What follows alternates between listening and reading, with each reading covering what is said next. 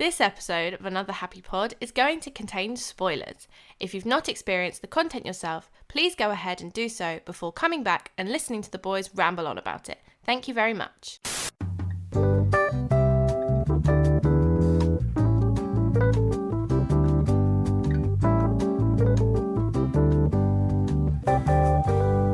Hello and welcome back to Another Happy Pod, brought to you by the Pint Size Network, the pod where we keep it fresh, positive and dripping in good vibes. We are your hosts. I'm Lawrence. Who are you? I am Nathan Booer. Nathan Booer. It's Halloween. All right, I like that. I'm going for a spooky vibe to keep it fresh and exciting and dripping in good vibes. Well, it's certainly, to be fair, today it's dripping in spooky vibes, Nathan, because we are, as you say, we're recording the Spooktacular right now, aren't we? We are indeed. It's Halloween. It's everyone's favourite time of the year. Everyone is locked up inside with absolutely fuck all to do. We can't go to parties. We can't have fun. Children are being denied the right to have food. So all around, it's just a scary time. So why not talk about a shitty, scary movie? Hey. But that's actually not my thoughts on the movie. Okay, thank you. Right, okay, so today we wanted to talk about a scary movie, but we wanted to keep it fresh. We wanted to keep it cool. So what are we talking about, Nathan? We are talking about Jordan Peele's Us from the year of our Lord 2019. So you'd say we're talking about Us? But, oh, for fuck's sake, this is the It thing all over again. It's like, what are you going to say? I'm going to see It. No, what? I'm It. No, but what? It! Well, because Nathan, when you said we were talking about Us, I wrote a full-on essay, introspective thoughts on myself. I'm ready to talk about you. I've done a lot of research this week. I'd actually quite like to hear it. So please go into that. Okay. It was a dark and gloomy Monday when Lawrence was born. I actually found out who your real birth mother is, if you want to know that instead. Wait, what? Yeah, I've done all sorts of research, Nathan. You told me to look up Us, so I did. Okay. Well, that was a good joke. That was a really good bit. I'm glad you kept that in. All right, yeah, so we are talking about Us, like Nathan said, the 2019's classic Jordan Peele movie, fresh off the... From last year. Yeah, it's a classic one. Fresh off the bus from Get Out, which was very well received and is a very good movie, which you should check out. This came out. Nathan, I was aware that you watching this literally just this morning was your first viewing, is that right? Yeah, I never got a chance to see it during its original release. I don't know why. I think I wanted to, but for some reason I didn't. Probably because I'm racist. That is true. Instead, you are racist as well. I'm known for my racism. Yeah, it's true. So I don't know really. Yeah, I just never really got around to watching it. So yeah, today was literally about half an hour ago. The credits were rolling. So yeah, that's the first experience for me. Oh, I watched it this morning as well. This was my second viewing. I haven't seen it since I saw it in the cinema. But my cinema experience of this was really weird because I saw it completely alone in a completely empty screening. And obviously, I was expecting a horror. You know me, I'm not really great with horrors. I'm an easily spooked boy. I'm a frightened... You're a coward. Yeah, I'm a big coward. Yeah. So no, I went to watch this... But I thought to myself, you know what, fuck it, it's Jordan Peele, I want to watch this. Get Out was brilliant, and it wasn't really that scary, it was more of a thriller. He kind of does toe that line a little bit, so I was like, fuck it, I'll go and see it. I did, and again, this film isn't, I wouldn't really call it a horror. I think the clues in the age rating. I also wouldn't really call it a horror, it's more of a kind of like a thriller again, but weirdly enough with action vibes in it as well. Yeah. Definitely not a straight up horror, although it does play a lot with horror tropes. Yeah, massively, yeah. Well, mate, even I think the way the camera moves in this film a lot of the time is kind of cliched classic horror. There's a lot of Kubrick in like how the camera operates and moves, the long kind of like sweeping shots of the woodland areas, which is something he didn't get out a lot as well. So it's clear that he has influence, or he's taken influence from those. Overall, what did you think about this? Because this is a weird one. I don't know. It's still really fresh. It's fresh in my mind, that is, because I literally just watched it half an hour ago. It's a good movie. It's not like your Paranormal Activities where it's 2 hours of cupboards opening. It's not like just some cheap B-grade horror movie. It's definitely something that's well written and well made and everything like that. I just don't. I'm not 100% sure about it though. I think there's elements in the story which don't really.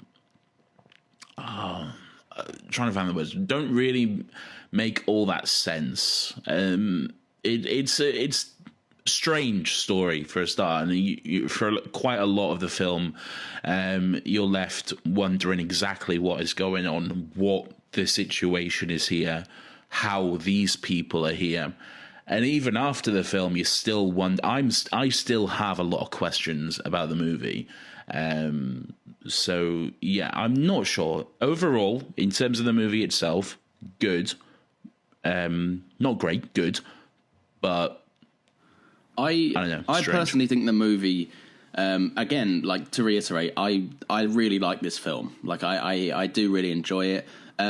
It's not one, like I say, I haven't watched it since it first came out, apart from today. So it's not one that I've gone back to, and it's not one that I'm like, it plays on my mind a lot. But when I first came out of the cinema for this, like you say, I had a lot of questions. I had quite a lot, and it was really annoying because I wasn't with anyone when I saw it, so I couldn't like double check anything. Like, did I miss something there? Or, but this film does something that Jordan Peele, he did in Get Out to an extent, where he creates a very weird concept. And in Get Out, I do think it works better. He creates a very weird kind of concept and then tries to realize it in the real world a bit too much. So, like, for example, in Get Out, he had the, there's the hypnosis thing, and then the fact that the sunken place. Yeah, the sunken place, and then the white people were taking over the black people's bodies, and they were just, like, kind of freeing up all of their, like basically it was like a white mind inside a black person's body. Which, look, I'm not too well versed on science, but I don't see it happening very often. And this kind of does suffer the same fate. I think it works better in Get Out because it's a far more contained story. This story on Us, happens on an all across the country. Like it's essentially presented. But does it though? But does it? Because it all kind of seems to be in the same town. I mean, yes, there's the Hands Across America thing, yes, but that's really the only part that's all across the country. Other than that, everything is kind of contained into this, like, I'm assuming, Californian beach town. True. Well, then, I guess, I don't know, because you're not really given any... They're watching news at one point. You're not really given any context as to whether it's local news or anything like that. So I guess that's a bit ambiguous. But either way, it's on a much bigger scale than it was on in Get Out. And I think that's where the movie suffers a little bit. So should we just get straight into this? Because obviously we've got the spoiler warning up top. We're being a bit vague in a minute. What's your understanding of it as a first-time viewer? Again, I'm still not sure. So there's these. All right, so let's just try fucking get into this. Okay, so the movie opens up saying all underneath the United States, there's like millions of miles of tunnels or whatever. Subway stations, facilities, and some of which whose purpose are just not known. But vaguely, that's what it says, something to that effect. And I guess someone at some point decided they were going to perfectly clone every single person in America and have them live underground in some kind of facility, but not give them any care. But also, those people are somehow perfectly in sync with their counterparts up on the surface. Apart from when they're not. apart from when they're not, yeah. And then also there are fucking rabbits for some reason. Still don't get the rabbits. They eat the rabbits. The rabbits are their food source.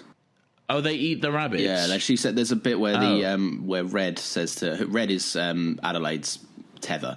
Lupita Nyong'o. Yeah. There's a bit where they say, you know, while you had like your fancy meals and you had your lovely food, we had raw rabbits and stuff like that. Okay, so I missed that. Yeah, they eat them. So they eat the rabbits. It's kind of weird that there's just cages of. Where do they get the rabbit? Oh, whatever. Mate, where did they get a lot of this from? They don't have like Amazon down here. Yeah, that's true. None of it really makes sense. Okay, and they're also all insane for some reason. It's like they've all just been left to their own devices, but yet they have enough thought and consideration to perfectly dress like their counterparts every day. I guess follow them along through all the tunnels and mimic their movements, apart from, like you said, when they don't. And then and then the girl, fucking Lupita Nyong'o. Fuck off, Lupita Nyong'o, young Lupita Nyong'o, broke free, and she switched places with regular Lupita Nyong'o. Yeah, and then she went insane and did a dance, and now they all worship her. And then they decided to rise up and kill everyone and hold hands across America. Yeah, is that it? I think for the most part, yeah. Look, this is one of the movies that really suffers from it's going to fall to pieces if you start to think about it. Absolutely, and that was me being very facetious about that and just giving it big broad strokes and everything like that. I get, like, you know, what Jordan Peele is doing is it's a horror movie. You're not really meant to think about that part of it all too much. It's just all part of the story. Again, that was me just being very facetious about that. The thing that I'm thinking of, so it's This is the big issue I had, especially watching it the second time round. I wouldn't say it's the biggest issue because it's a weird thing to pick apart, but it's one point that completely ruins the entire logic of this movie. Yeah. So at one point, Adelaide is sat on the sofa when they first introduce themselves to like the original family. When they first meet the two families together, and she says, you know, you had a daughter, you had a son, there was trouble with your son's birth and they had to cut open. I didn't have anyone to help me. I had to cut open myself, essentially, is what she's getting at. Right. So if the government created these kind of clones, these replicas of people, then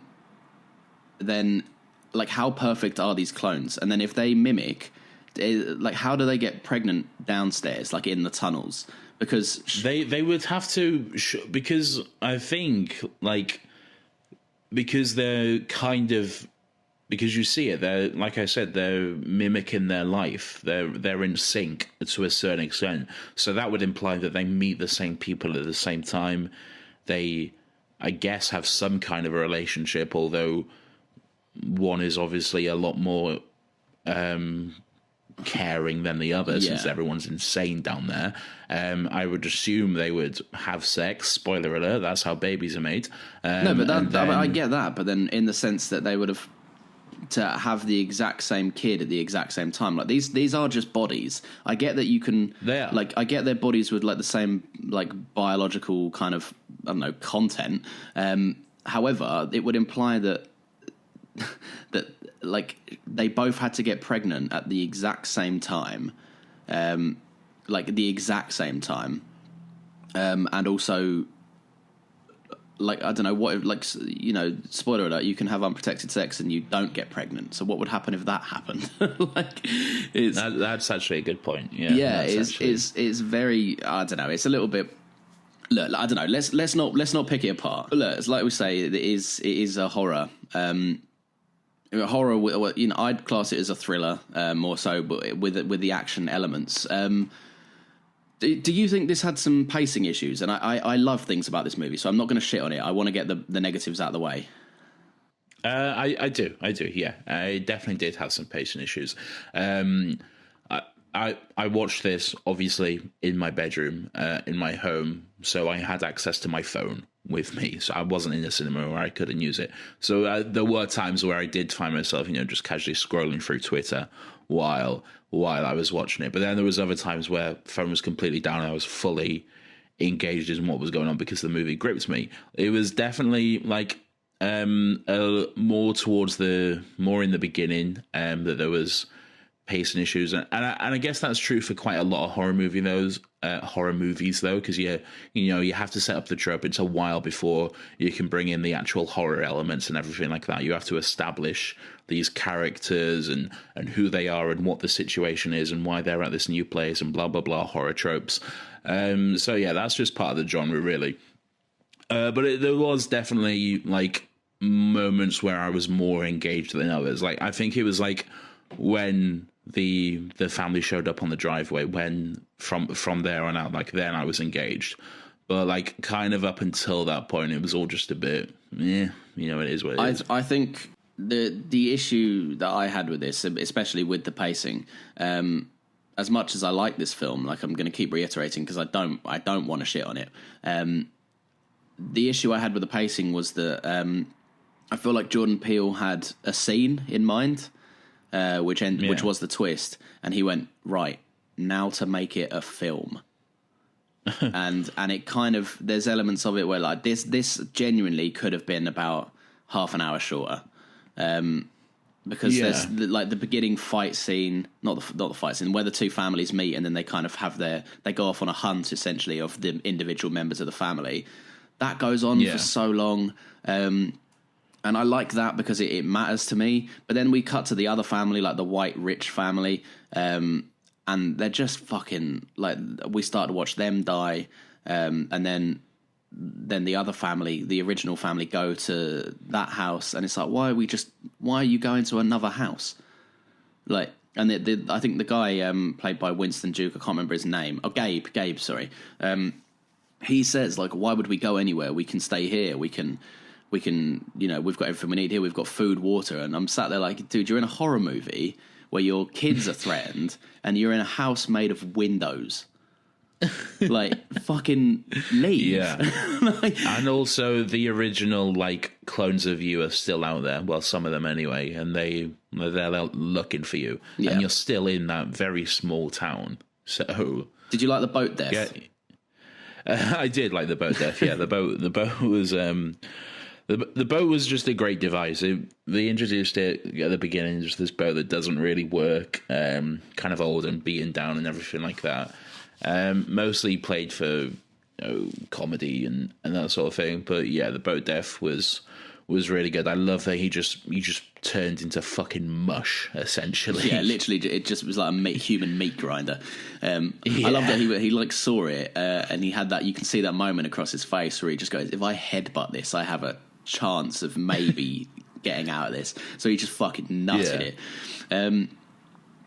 What did you? So there's obviously this movie has a big twist. We've already said what it was, but it was obviously that at the beginning, the opening scene where young Adelaide goes into the fun house, like the mirror room, which has access to one of these underground tunnels, and she finds herself as a tethered, insane little kid.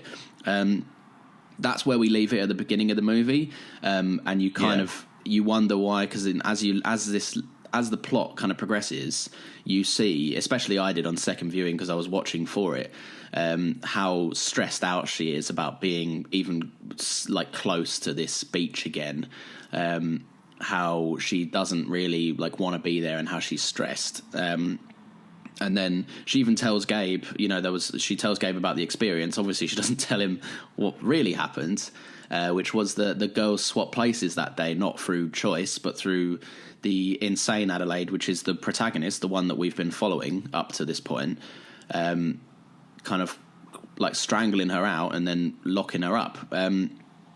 What do you think on like the kind of ethics of that? Like, do you root for her? Like, do you want that character to succeed? Because it's a debatable line. I think the twist itself is a bit of an issue with the movie, because I think the twist really doesn't matter. in the grand scheme of things, because she was switched out at such a young age. She's lived her full life. She's met Winston Duke. She's started a family. She's became a normal person integrated into this society. She's sure the movie right at the very end and a couple of times at the beginning as well presents these moments where she has that smile, like there is some kind of sinister undertones to it. Yeah. But what are those, though? Because she's lived a whole life. She clearly doesn't have any kind of grand master plan. She's not really looking for any kind of revenge or anything like that. It seems like she just wanted to live a normal life. Yeah, I think that is it. Like, it's very clear. But at the end, they did try to play it a little bit sinister, though, because she had the smile and the kid put on the mask. Like, the kid kind of clocked it. And I'm just thinking, like, but what? That's kind of just out of left field, because we've just spent an hour and a half, 2 hours of this woman just getting shit done, and she fucking goes for it, man. She is incredible in this movie. She, like, nothing will stop her from keeping her family safe and doing what she needs to do. It's incredible to watch. But then just at the end, to just kind of write that away with that sinister smile, I don't really see the reason behind that, really. Do you think it was, like, intrinsically sinister? Like, I was under the impression that it was like she's finally got away with it, if that makes sense, because she spent her whole life kind of worrying that this secret's going to catch up with her, and then obviously when it does, she kind of has that moment where, like, I didn't view it as sinister. I viewed it as like, I'm finally cool with this. I don't know. I kind of did view it as sinister. That's immediately what it said to me, because that smile itself, it is quite sinister. It's inherently uncomfortable, and it unsettles you, and it is. And there's a reason why the others, the tethered, they have that smile as well throughout the movie. I don't know. Yeah, I just saw maybe you're absolutely right. Probably that is most likely Jordan Peele's intention, but just for me, it did come across as kind of undoing the majority of the movie. I can see where you got it from, because to be fair, if he wanted to communicate that clearer, like, I mean, I got it, but obviously if you, like, I say I got it, I don't know if that is what was intended. It's a confusing film, but if my taking from it is what he wanted to communicate, then maybe don't have the rest of the sinister cast smile the whole movie. Yeah, yeah, I see that. So you said the twist is like a problem with the movie. Did you see it coming? I kind of did. Yeah, it was like not so much like for the whole movie. I was like, oh yeah, she's obviously the other one. I think that's kind of what I thought at the beginning. But then, as the movie on, I went, oh well, no, obviously she's just a regular person. She's, she's lived a life, blah blah blah. But then, like towards the end, where it started to reveal itself, I was like, oh yeah, okay, that makes sense. Yeah. So it wasn't a huge shock. It wasn't anything like I was like, what? It was just, yeah, all right, yeah, I guess that makes sense. Okay, fair play. What about you? I did and I didn't. When I first watched this, that was the scene for me that, like, I came away being like, fucking, I love that scene. Like, for me, right. I don't think the twist ruins the movie. I think the twist, my issue with it is I think the exact opposite. I think the twist is the movie, and the rest of the movie is a little bit fluffy. I didn't see it coming. I knew that something was up, because I was like, why? She's going to a beach. Why is this woman so freaked out about going to a beach? But then I think... I just assumed that was obviously because it's the beach she went to as a kid. Yeah. Obviously... Well, like I say, every time I thought to myself, why is she so freaked out? She's just going to a beach. Like, she's a grown-ass woman. Yeah. I did think, oh, okay, she obviously was freaked out about it from when she was a kid. But then I thought the movie was going to... When I first watched it, I thought the movie was going to do something clever where they like explain that it was like an overactive imagination, because she was in a house of mirrors, which even Gabe says to her, like, dude, you were in a house of mirrors. Like, you obviously just saw yourself because you were like fucking, I don't know, 10 years old or whatever, probably younger. I thought they were going to explain that away, and then it was going to be like the whole movie is like her kind of being proven right, and by this like hunch she had when she was a kid that no one took seriously.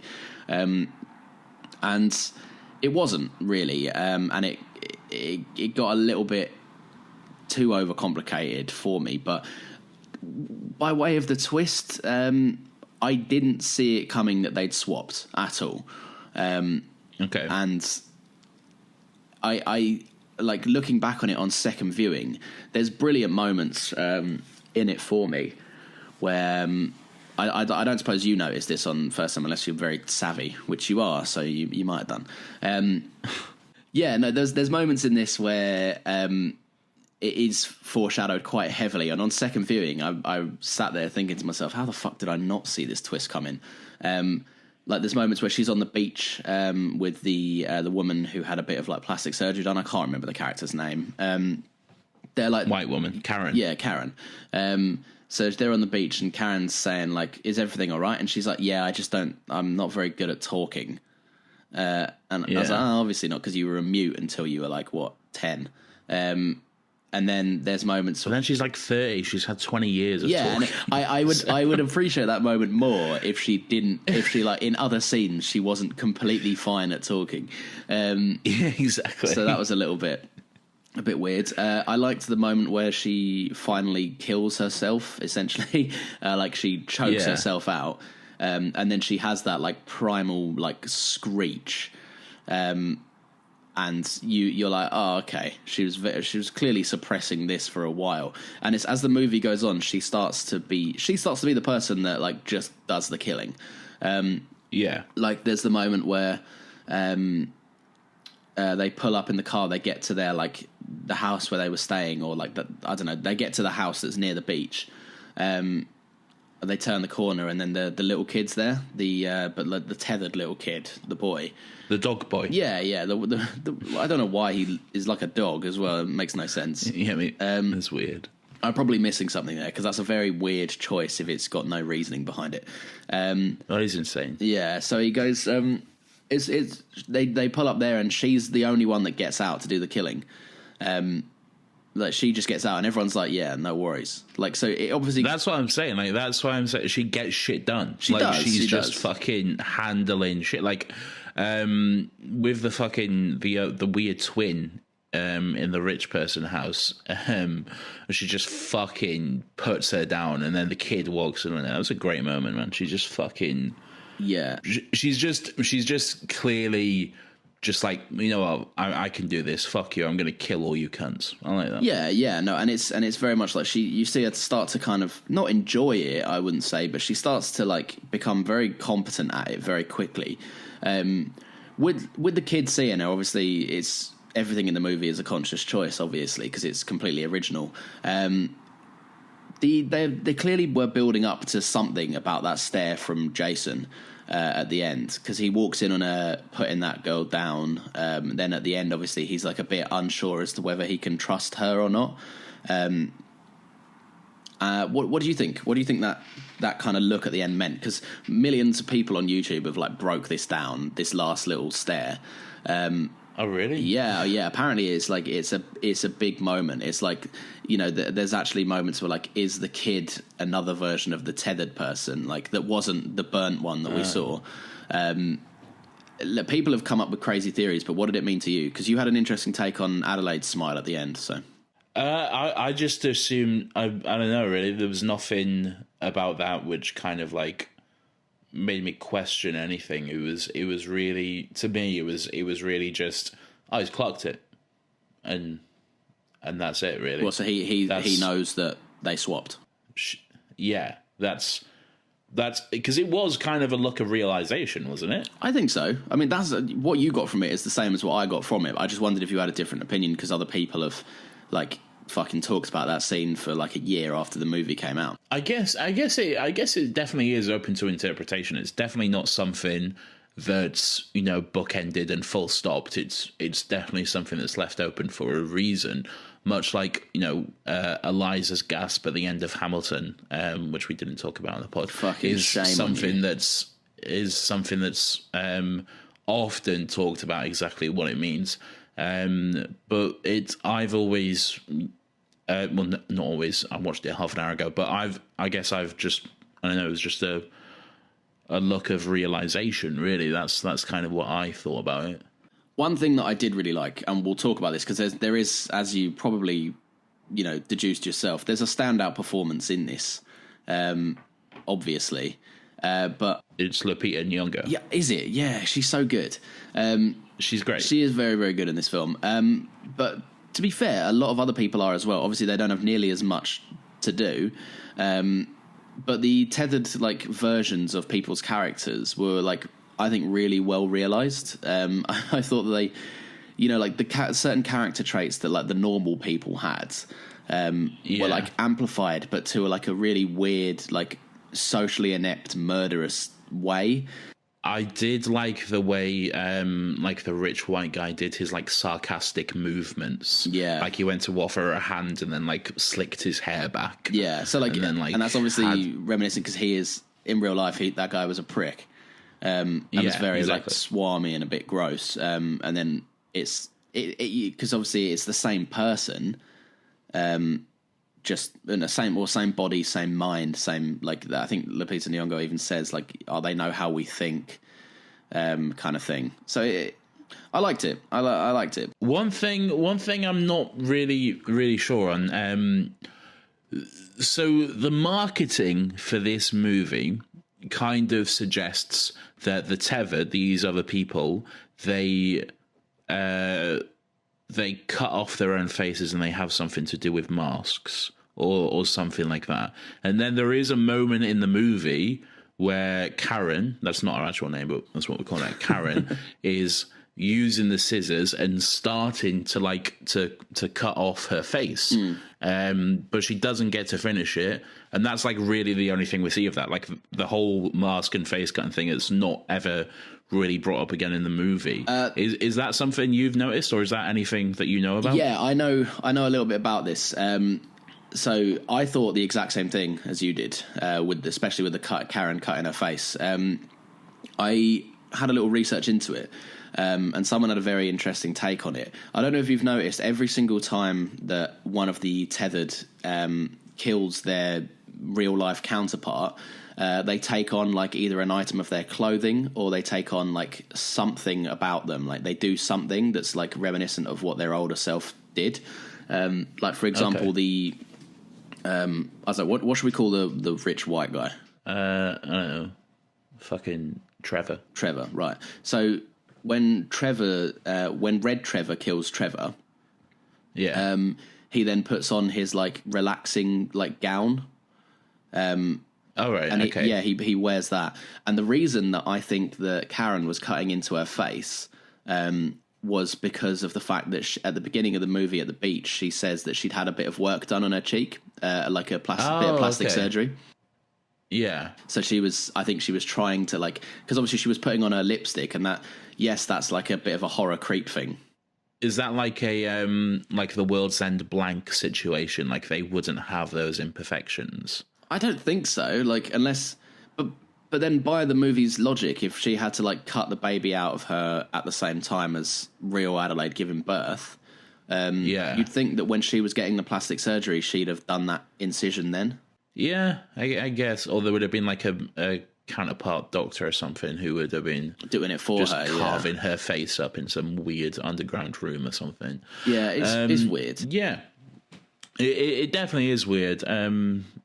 Again, just not something because I've seen the poster and everything like that, and even the movie card before I played the movie, it had that picture of the face behind the face, the mask sort of thing. So I was expecting that to be a part of it at some point, and it just really wasn't, which was strange. Not a fault of the movie, I guess, because you can't fault a movie for the marketing, but definitely a weird choice. I think maybe they were playing on the dual identity kind of thing, maybe. But I know what you mean. It definitely looks like they'd have especially because masks in the film are actually quite a big thing as well. The Jason, both versions of Jason wear a mask. One is the hilarious Chewbacca one, which I really liked, and the other one was the the weird kind of gimp suit mask. Neither of which I really got. Do you reckon? Why do you reckon the dog Jason wore the mask? I just assumed it was because the real one wore a mask and he just couldn't there just wasn't like a Chewbacca counterpart mask. He just had to find what he get. And in this like underground clinical facility, that's probably the only really mask he could get himself, I'd imagine. Yeah, I guess so. That's really what I thought about it. What favourite moments did you have while watching this? I really like the moment where, towards the end, where Adelaide is going into the facility, like she goes into the House of Mirrors again, and that same owl pops up. Like as a kid, it obviously scared her. It scared me as well. It's like a bit of a jump scare moment. But then, because she's just done with all of this shit, she just straight away just swings the fucking fire poker into it. That was a good moment. I'm not having this. Yeah, just fuck this. I liked the dance fight, I guess is a way to call it. Because it was set to a good song. I love that version of 5 on It.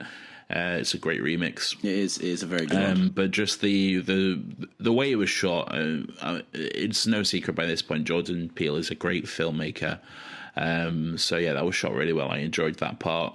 But yeah, I guess that's what I'd say for favourite moments. I liked in that dance fight, I liked the fact that it was like every time she swung, it was so fucking much effort for her to make the swing, but the red counterpart was just kind of like beautifully gliding out the way of everyone, like effortlessly. That was exactly. Really good. Although that's kind of an issue I had with the way she died though as well, because of that, because all of her swings were kind of slow and deliberate, and then all of the counterparts, the tethers, were just quick and graceful and straight out the way. Like the final blow, the final fire, it wasn't exactly some quick out of nowhere movement. I don't really see any reason why she couldn't have avoided it again. I get that. I think it was just that the movie needed her to die. 100%. And I think that could have been done maybe in a better way, but it worked. I'm not too mad at that. One moment. Oh, also to touch on the other thing that you said, the remix. So many studios for like trailers are using like kind of old classic, either like hip hoppy or like pop songs, and remixing them for marketing purposes. This is the movie that gets it right. 100%. Like this remix is actually, one, makes sense, and two, works with the genre. Like it is fucking scary. Like the beats when they hit in are like, oh Jesus, like fuck me, they make me jump. Yeah. Most time it's just like a slowed down version of like fucking Beyonce's "Crazy in Love" for some reason, and it makes no sense. No, but this it definitely works, and it fits within the actual context of the movie as well, which is good. I've got a few moments that I really really do like. One of them, it's just kind of like a quick throwaway. The Duke Winston, the bloke that plays Gabe. Winston Duke. Duke, sorry, yeah. He's a funny guy, like anyway. Like he shines at comedy. And both of like the moments that are not really moments that are like the horror cool moments of the film, but the moments that I just really enjoyed.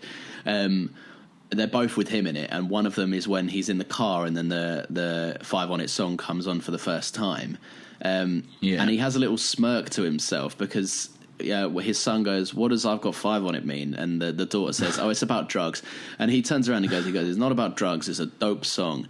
And after he says "dope song," he grins because obviously dope means drugs. And he like has a little smirk to himself. It's like you can kind of see himself rewarding himself for good parenting, which was quite funny. And with the other moment was when he badly misreads the situation when Adelaide said, like, "Let's go to bed." And he, like, gets himself prepped up where he's, like, half sitting up on the bed. The camera is, like, really close and uncomfortably, like, close to his crotch that he's, like, spread apart. And she says, "I want to go." And he goes, "Where are you trying to go?" And it's you just see him, like, you have no fucking idea. Like, he's in a different movie, and I really, really liked his, like... He brought a lot with his comedy because it would have been a very dry movie in the boring, not the boring parts, the slower parts would have been very dry without him intense. In it. Yeah, you definitely need a bit of comic relief in a character like that just to break the tension every now and then. And he is he's great. Obviously, Jordan Peele's got a big background in comedy, so it's really no surprise that there's great moments like that in there. Yeah. I really liked him too. It was really good. I liked that he was just, for most of the movie, he was just happy to let Adelaide deal with everything. Like, he was just like, yeah, all right, you go ahead. I'll stay here where it's safe. Yeah, he's kind of like, he injured his leg, and he's kind of been like, oh, I can't do that. I've got my leg hurts. Yeah, exactly. I like when he there's the moment where he has to go outside, and when the family first get there, he has to go outside, and he's like, all right. He goes outside and he's like, hi guys, you're on my property, kind of thing, and they ignore him, obviously, and he goes back inside, and he almost, like, because obviously he's quite like he's got money, like enough to own like a little country house near a beach, so he's obviously not doing like too badly for himself, and he's got this, like, he's not rough at all, like, he's not got any kind of like really much of a drive to, like, for violence. He's just like a very happy family guy, and he pulls the bat out and like puts his voice into like a lower register and is like, you guys want to get crazy, and it's very funny because it's so plain as day that it's just not like, he's not used to doing that. Which I really like. I think that's evident. Like, I think that's evident as soon as they start moving, and he immediately goes, "Oh fuck, no, I made a mistake here," and backs up straight into the house. I like the there's one moment as well. One day we'll stop listing the moments that we liked, but it's just coming to me now. Yeah, it's the moment where one of the tethered walks over to the door, and right next to the door there's a big long window pane, and it's just like it's one of them moments. It's not really like a foreshadow because it's not even a moment worth considering, really. But they pick up the rock, and you go, oh, he's obviously just going to smack the rock through and open the door, isn't he? And then you get the moment where he goes, what is it? The rock has like, it's like a fake rock with the hidden key thing in it. And obviously they'd know that because they're the tethered versions of themselves, which one is nice for like character building and plot driving. But it's also nice because you get Gabe have that moment. He's like, what kind of white people shit is this? Which is great.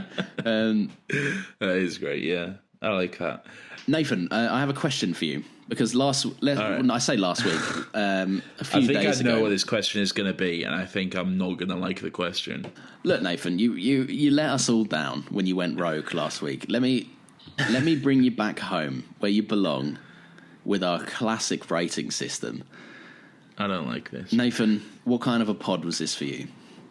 All right, no, I refuse. Okay, I'm okay. If you can think of a better rating system, because I can't personally, but if you out there, listener, can, please let me know, or let Lawrence know, or let someone know, because I hate this rating system.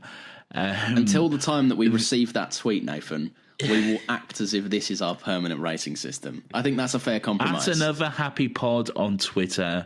Our DMs are open, I believe. I'm not 100% sure on that, actually. But either way, tweet us, let us know. I would give this movie... okay, I like the movie for the most part. From like a movie and filmmaking point of view, it was great, and it was definitely well made. There was just moments of the story which kind of confused me and let it down. So for that, I'd probably give it around about a 7 out of 10, I'd say. Okay, I thought you were going to aim for the 6, so I'm happy with that. I would have said 6, but I thought that was a bit too harsh because it is like a really well-made film. That's it. I think the movie's ambitious, and it does let itself down in aspects, but you can't discredit the amount of effort that was put into making it as good as it is. 100%. If this was made by a worse filmmaker, it would be dog shit. Essentially, absolutely. It'd be like one of them cliche, boring horror movies that made a big thing in the marketing, and then everyone just forgot about it. I would give this a pod out of 10, and I would say that it is an ambitious and interesting pod because it provokes a lot of conversation. As you can tell by probably the shortest pod we've put out. I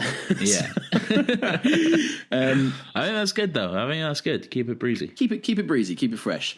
Okay, so I'm going to say, as always, thank you very much for listening. I hope you had a whale of a time on this episode of Another Happy Pod, brought to you, of course, by the Pint Size Network. As Nathan said, be sure to check us out on Twitter because we've got GIFs and all the good stuff. You can find us there at Another Happy Pod. Maybe drop us a tweet, let us know what you want to see next. But otherwise, stay groovy, and we'll catch you every single Sunday at midday. And happy Halloween! Woo! Fuck's sake. All right. Yeah, happy I'm a ghost. Happy Halloween. Enjoy it. Did you I'm just a say ghost. you're a ghost? I'm a ghost. Okay, good. Thanks for the clarification. say the thing you say, and then we'll stop. That's how ghosts talk. They go, happy Halloween, I'm a ghost. I made an outro, Nathan. Just end the pod. All right, thanks for listening. Bye, love you. Say the thing you say. Oh, yeah, another happy pod. Bye. Another Happy Pod.